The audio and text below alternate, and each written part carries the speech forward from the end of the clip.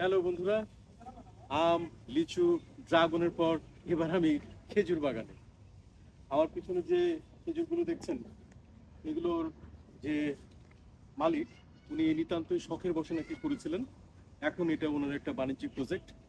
তো এখানে বিভিন্ন জাতের খেজুর হয়, অন্তত কয়েকটা জাতের খেজুর হয়। আমি যেটা শুনেছি, মরিয়ম, আজুয়া, আরো কি কি জাতের জানি। তো আমরা বাজারে যে খেজুরগুলো খাই সম্ভবত এই বাগানের হতে পারে অথবা এমন কোনো বাগানের হতে পারে। তবে এটা আমার কাছে একটা খুব আশ্চর্যজনক বিষয় যে আমি জানতাম না যে বাংলাদেশে খেজুরের চাষ হচ্ছে। এটা একটা রিয়েলি অ্যামেজিং একটা ব্যাপার।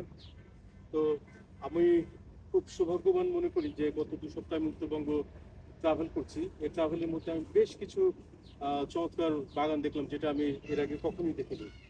তো আমি এখানে আসছি খুব একটা আহ, সন্ধ্যাকালীন সময়, যখন খুব ভালো করে ভিডিও দেখাতেও পারছি না। তো যতটুকু দেখলাম ততটুকু আপনাদেরকে দেখানোর চেষ্টা করলাম।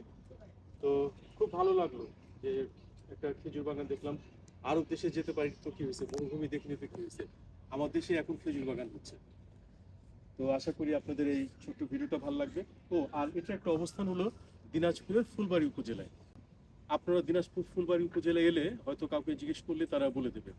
এখানে বেসিক্যালি আমাকে নিয়ে আসছে আমাদের এক ছোট ভাই ফরহাদ। তো ওর এটা জানা ছিল। তো থ্যাঙ্কস টু ফরহাদ।